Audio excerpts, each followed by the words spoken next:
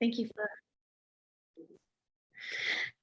Okay, so I wanted to talk about your program, Get Lit, Words Ignite, and really to ask you about the development of the program and what inspired you to start it, and what was that process like of getting it together?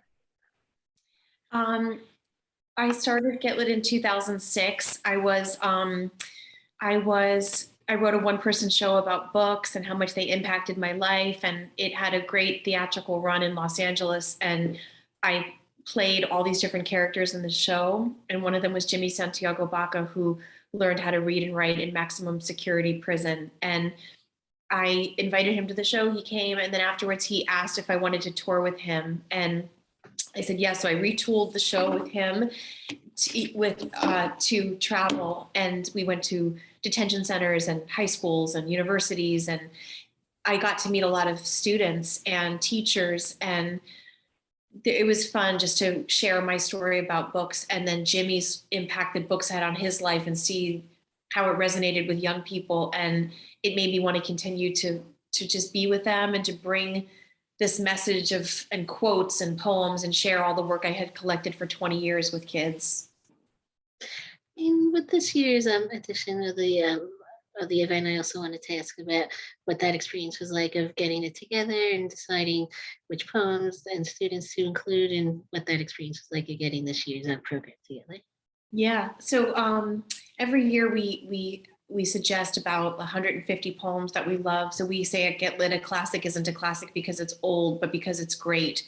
So back in 2006, when I started this, how the poetic canon was defined was very rigid. It's like these people were these were classics, and everything else was not.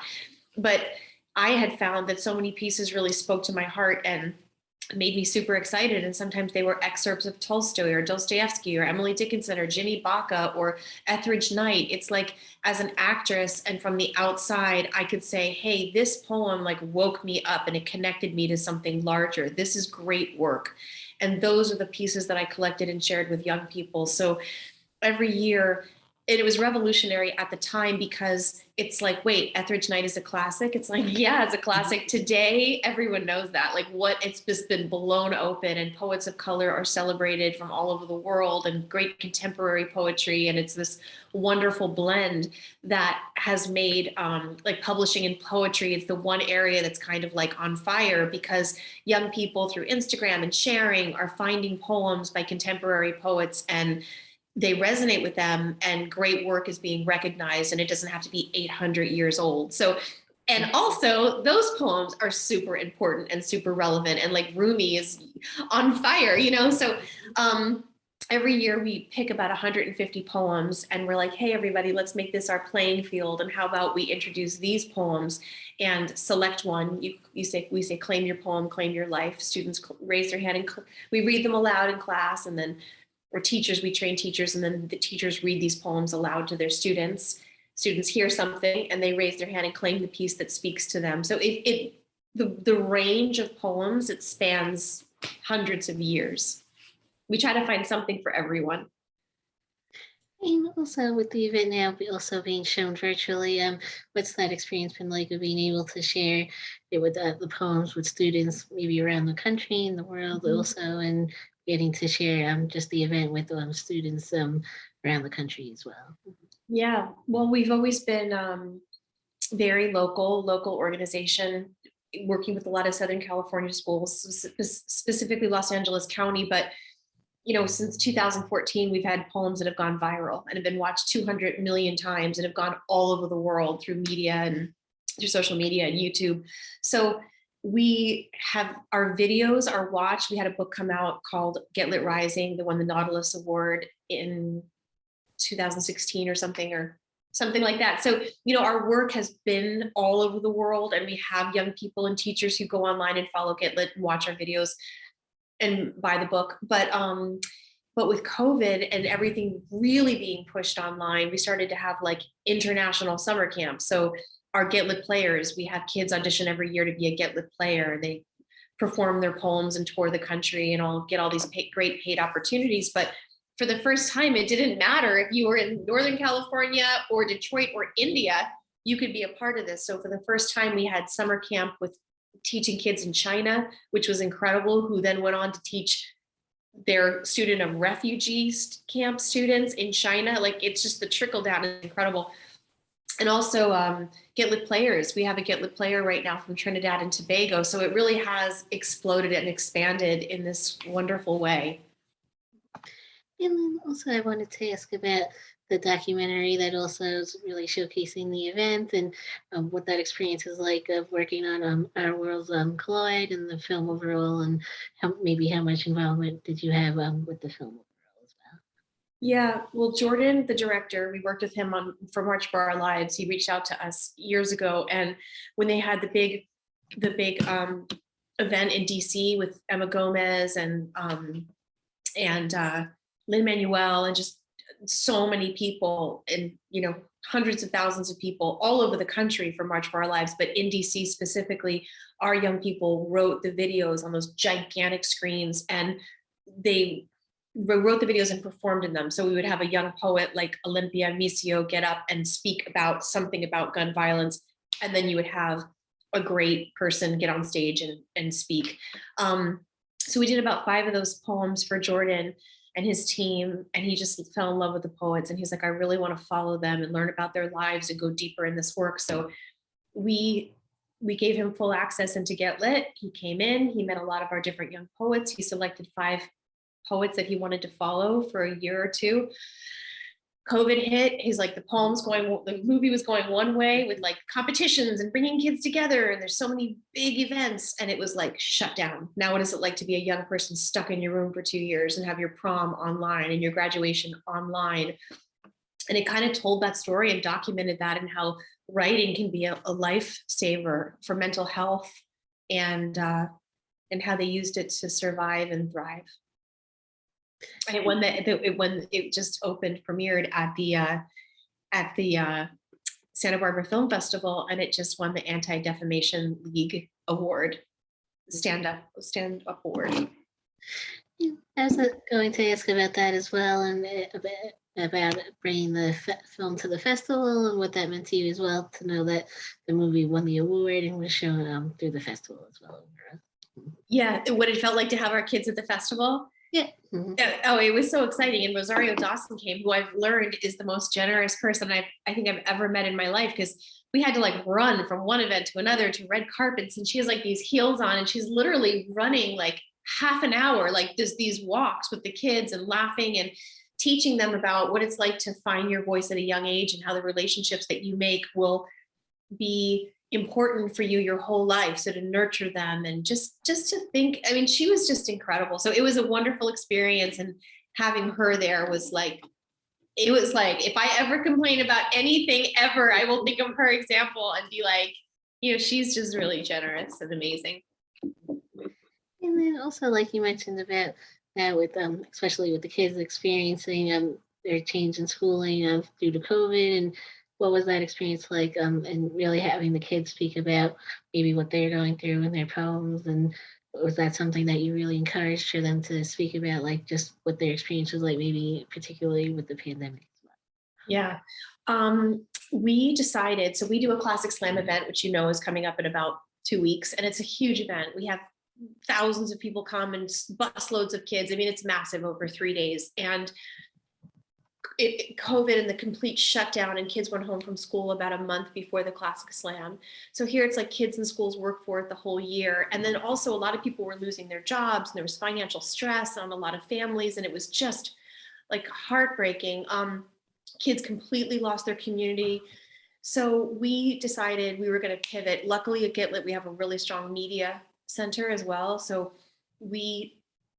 and throw a lot of events. So I think we were one of the first people to figure out online events in a massive way on Zoom and the internet and YouTube. So it was quite extraordinary. We pivoted really fast. We had thousands of dollars because we wanted it to be exciting. Like, kids, you still have something to look forward to. Teachers, so they got over $10,000 worth of scholarships. Kids were competing from the inside of their cars because the whole families were stuck at home. And if you can imagine, you're talking, if you're a young person, about something that's pretty private, you don't necessarily want your brother or your dad or whatever listening. So kids are in their closet on their phone competing live, or in their car. I mean, it was insane, but it was like massive. It was watched by over 45,000 people. And it was just really successful. LAUSD had a podcast called like Teachers something, that told the whole story about like this one teacher. She was so nice. She's like, yeah, let's saved our lives. Cause it was like, we still provided this opportunity to get together, to celebrate, to hear voices, to not be alone.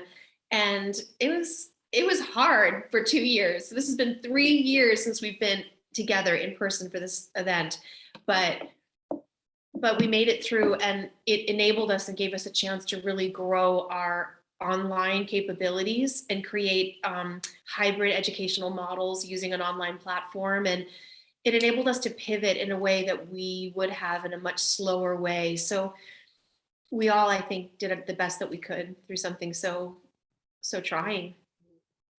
And also, I wanted to ask about coming up the Why I Rise event and why you feel that's so important to really focus on mental health issues and showcase that aspect and what that process is like of really having that event as well. But yeah, thank you for asking that. I meant to actually reference that with your last question. That was, I think, maybe the first time we partnered with Why I Rise.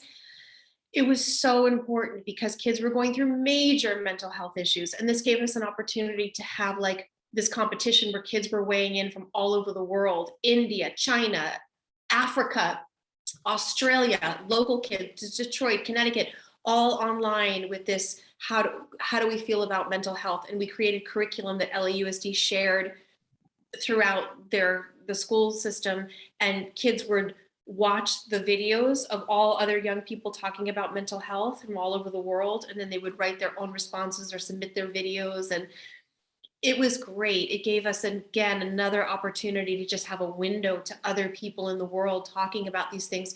And we also had some judges. We had Amanda Gorman, and we had Marianne Williamson, and we had, just some really brilliant, Hanif Abdurraqib, who just won the MacArthur Genius Award, talking about Kaveh Akbar.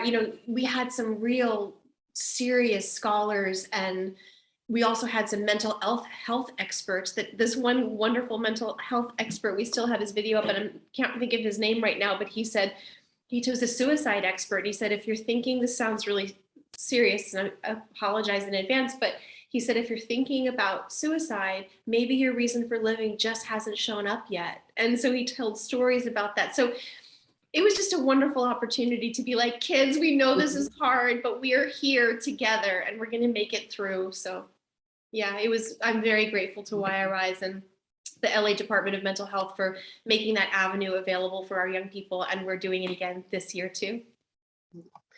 And also, I wanted to ask about back in January, I was starting to work with, the Get Lit partnering with the Writers Guild Foundation, and what that experience was like of collaborating with them and on the screenwriting program, and why you felt that was important as well. Yeah. Well, we've worked with young people since 2006. It's a long time. A lot of kids take the program in school or after school, and then they graduate high school and they go to college, or they start working, or they start their professional careers, but they grow to be amazing writers, and they're just poised and ready to enter writers' rooms. We have a great media department, which I told you about. We have great editors and podcast hosts and engineers, and they just have become incredibly skilled in all of these different ways, and they're just ready to make a living and make their mark as a young person sharing their voice or their skill with the world through media and the field of entertainment. So the Writers Guild partnership was wonderful because it was just very validating. Like they're like, we got you. And also Final Draft. So they gave us a ton of free screenwriting licenses. We have a full-on screenwriting program for our advanced writers. And the Writers Guild sends famous writers to them twice a month to give them really great tips. And the second year of the program, the graduates are offered one-on-one mentorship with a famous writer from the Writers Guild, like really famous, successful, accomplished writers. And it's the doors that are opening up for our young people through these experiences is tremendous. Also, I wanted to ask about maybe any other upcoming programs you have for Get Lit, and that you can also discuss, and maybe what you're planning for next year for the event, and just in general, but just like where you hope to move forward with the event in upcoming months. Yeah. And mhm. Well, our biggest thing coming up is our all of our efforts right now. Of course, we have the Classic Slam, we have Why I Rise, we have all of that, but we are launching Universe, our in-school program, and our online poetry platform. And it's a major undertaking. It's like all hands on deck. So we will be servicing all of the middle school students in Los Angeles Unified School District, training several teachers per school. That's 35,000 kids just through the middle school.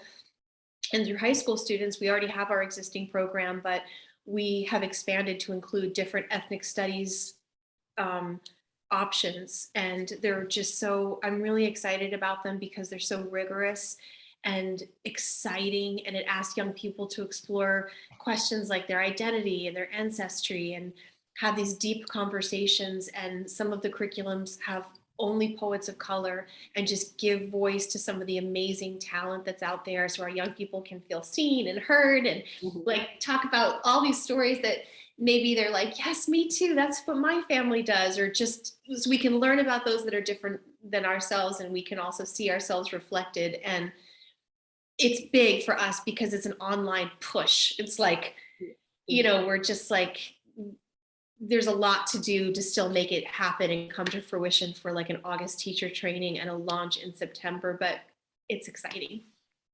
Mhm. Okay, I think that was mainly it, but thank you again for taking the time out tonight to speak with me. I appreciate it. Yeah, thank you for your time and for your interest in Get Lit. You're welcome. Thank you again.